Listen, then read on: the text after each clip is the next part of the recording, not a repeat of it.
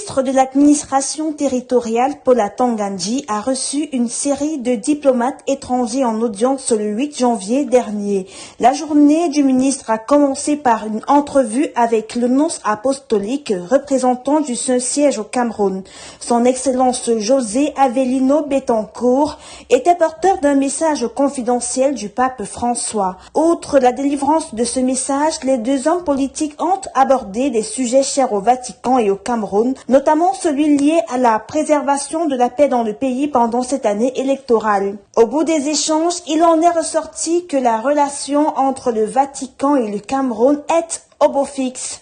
Au beau fixe comme celle avec les États-Unis, la Grande-Bretagne et le Canada. 3 diplomates de ces pays ont été reçus simultanément par le MINAT. Son Excellence Christopher John Lamora, ambassadeur des États-Unis au Cameroun, les hauts-commissaires britanniques et canadiens au Cameroun, Matt Wood et Lauren Anderson. Il était question d'échanger sur la coopération entre le Cameroun et les pays représentés. En s'exprimant à la presse, Paul Atangandji a indiqué que les discours étaient majoritairement axés sur la vie politique, économique et sociale du pays dont il est membre du gouvernement.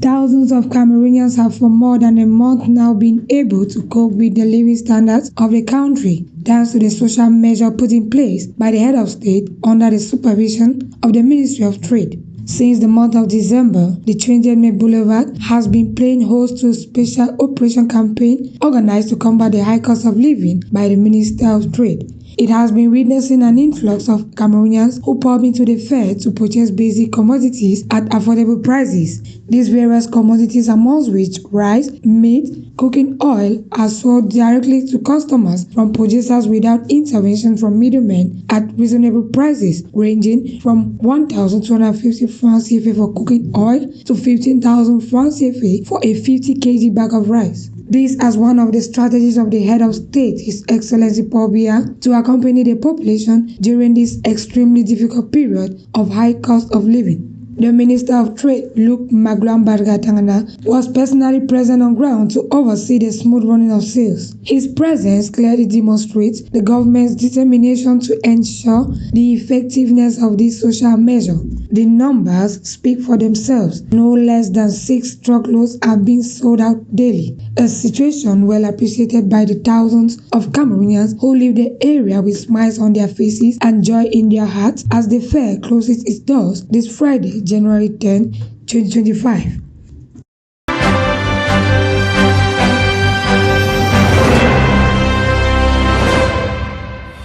Dans le but de lutter contre la vie chère en cette période de fin d'année 2024, début 2025, le ministre du Commerce, Luc Magloire Mbarga Tangana, au travers du ministère dont il a la tutelle, organise au boulevard du 20 mai la vente à bas prix des produits de première nécessité. Initiée par le gouvernement, cette activité qui a débuté le 21 décembre 2024 s'achève ce 10 janvier 2025. Toutefois, on a observé jour après jour un engouement chez la population, des rangs à ne pas finir pour pouvoir s'acquérir des produits. Ici, le riz est le plus demandé. De marque thaïlandaise, le sac de 25 kg est vendu à 11 000 francs et celui de 50 kg à 22 000 francs. Cependant, il est important de rappeler que cette opération de lutte contre la vie chère a également été rendue possible par les différentes entreprises locales et étrangères en partenariat avec le gouvernement.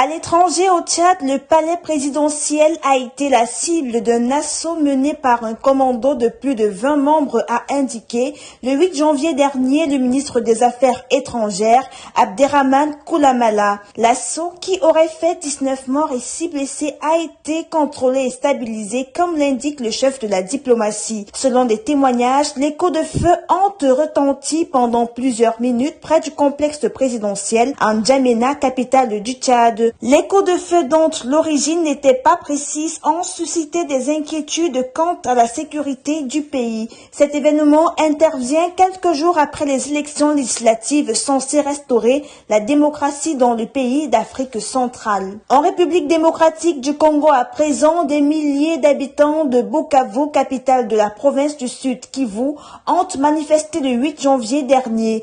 Dans la rue, ils exprimaient leur colère face à l'avancée inquiétante des rebelles du M23 en direction de leur province, soulignant au passage le silence du régime de Kigali face aux Congolais, tués par milliers, et aux différentes crises qui sévissent à cause du conflit avec les rebelles du M23. Autre préoccupation, l'exploitation illégale des minerais de leur région. Enfin, le 8 janvier dernier, le président égyptien a accueilli une rencontre entre son pays, la Grèce et le Chypre. Une entrevue qui se tient en marge du 10e sommet de coopération trilatérale entre les trois nations. Les présidents Abdel Fattah al-Sisi de l'Égypte, Nikos Christodoulides du Chypre et le premier ministre grec, Kyriakos Mitsotakis, ont tablé sur plusieurs thématiques. L'évolution de la situation géopolitique régionale, le renforcement des liens économiques entre les trois pays, l'amélioration de la coopération énergétique.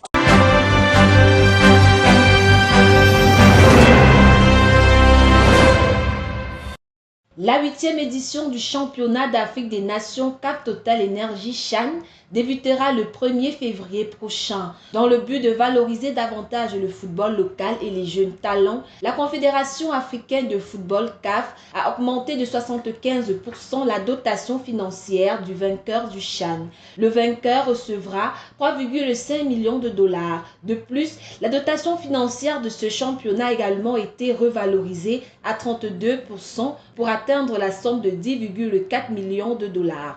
Pour cette année 2024, 3 pays abriteront le tournoi, le Kenya, la Tanzanie et l'Ouganda. Pour l'heure, 17 nations sont déjà qualifiées. Le Maroc, la Tanzanie, l'Ouganda, le Kenya, la Guinée, le Sénégal, la Mauritanie, le Niger, le Burkina Faso, le Nigeria, la République démocratique du Congo, le Soudan, la Zambie, l'Angola et Madagascar. 2 autres équipes supplémentaires rejoindront la compétition après les derniers matchs qualificatifs.